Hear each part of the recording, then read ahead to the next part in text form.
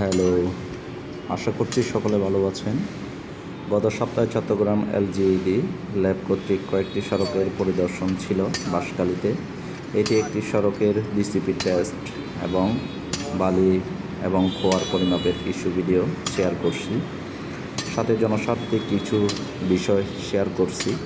যেমন DCP test মূলত সড়কের কম্পাকশনে কাঙ্ক্ষিত পর্যায়ে এসেছে কি না তা জানতে পরীক্ষা করা হয়। এখানে আমরা সাববেসের ডিসিপি টেস্ট করেছি। সাববেসে 150 mm লেয়ারে 18টি ব্লো হলে 98% এবং 24টি ব্লো হলে 100% কম্পাকশন ধরা হয়। আপনারা দেখেছেন, আমরা প্রায় 24টি ব্লো পেয়েছি। সব জায়গায় আমাদের কম্পাকশন ঠিকঠাক ছিল। সাথে আমরা বালি এবং খোয়ার অনুপাত 50-50 রয়েছে কিনা তাও চেক করি। উক্ত সড়কে আমরা সব জায়গায় কম্পাকশন সঠিক পাই এবং 1 কিলো সড়কে 6টির মধ্যে 2টি সেগমেন্টে খোয়ার পরিমাণ কিছুটা কম পাওয়া যায়। ঠিকাদারকে ওই সেগমেন্টগুলো ঠিক করে পরবর্তী কার্যক্রম শুরু করার জন্য নির্দেশনা প্রদান করা হয়।